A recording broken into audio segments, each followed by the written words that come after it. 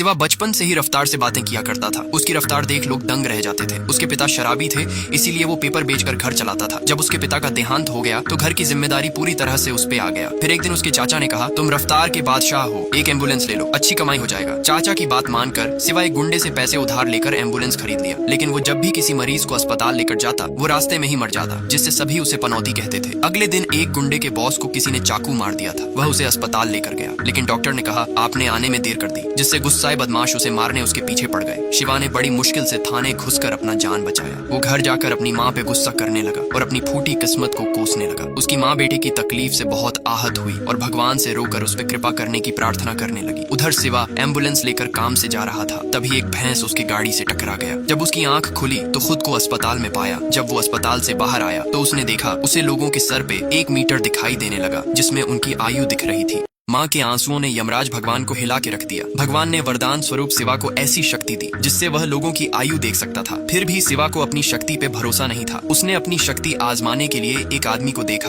जो 7 मिनट में मरने वाला था। शिवा ने कहा, तुम्हारे जान को खतरा है, थोड़ा संभल कर रहो। लेकिन आदमी ने उसकी बात का विश्वास नहीं किया और गटर में डूब कर मर गया। फिर शिवा अस्पताल गया, जहाँ एक घायल लड़के को लाया गया। उसने देखा उसकी आयु 82 साल है। तभी डॉक्टर ने कहा, आपके बेटे का ऑपरेशन करना होगा, लेकिन बचने का चांस सिर्फ 5% है। तभी शिवा ने कहा, आप टेंशन नहीं लीजिए, आपके बेटे की आयु 82 साल है, उसे कुछ नहीं होगा। जब ऑपरेशन हुआ तो डॉक्टर ने कहा, आपका बेटा अब खतरे से बाहर है। अब शिवा को समझ में आ गया था वो किसी को बचा नहीं सकता, लेकिन वो अपनी शक्ति से पैसा कमा सकता है। उसने एक नेता को देखा जो जोरों शोरों से इलेक्शन की तैयारी में लगा था, लेकिन उसे नहीं पता था कि वो सिर्फ 7 दिन में मरने वाला था। शिवा उस नेता के विरोधी से मिलकर कहा, मैं तुम्हारे दुश्मन को 7 दिन में मार दूंगा, मुझे इस काम के लिए 1 लाख चाहिए। जब 7 दिन हुआ तो नेता खुद मर गया, लेकिन शिवा ने ऐसे एक्टिंग किया कि उसने ही उसे मारा है। अब शिवा सीनू नाम के गुंडे के पास जाकर कहता है, मैं अंडरवर्ल्ड का खास आदमी हूँ, मुझे 1 करोड़ दो तो मैं तुम्हारा दुश्मन शक्ति दादा को टपका दूंगा। शीनू उसे पैसे दे देता है, लेकिन साथ ही अपना एक आदमी को शिवा पर नजर रखने को भेज दिया ताकि उसे पता चल जाए कि वो इतने बड़े लोगों की हत्या कैसे करता है। जब ये बात शिवा को पता चला तो वो जानबूझकर काला जादू का नाटक करने लगा ताकि उस बदमाश को लगे कि वह लोगों को काला जादू करके मारता है। उधर शक्ति दादा होटल में अय्याशी कर रहा था, तभी उसकी गर्लफ्रेंड ने शक्ति दादा को मटन खिला दिया। शराब के नशे में धुत मटन की हड्डी उसके गले में फंस गया, जिससे खून की उल्टी करके वो मारा गया। अगले दिन श्रद्धांजलि के लिए शिवा एक माला उसकी अर्थी पे डालने आया, जिससे सीनू को भी उस पे पूरी तरह विश्वास हो गया। अगले दिन शिवा का दोस्त ने कहा कि शहर से दूर एक अस्पताल में ब्लड पहुंचाना है, समय बहुत कम है। शिवा भी उसकी बात मानकर एक सहयोगी के साथ शहर की ओर निकल गया। उसकी रफ्तार देखकर सहयोगी का हवा टाइट हो गया। वह समय पर ब्लड पहुंचा दिया, लेकिन इस दौरान उसकी गाड़ी खराब हो गई। वह पास के यमराज जी मंदिर में पहुंचा, जहाँ तिलक लगाते समय पुजारी जी को आभास हुआ कि जरूर इस पर यमराज जी का कृपा है।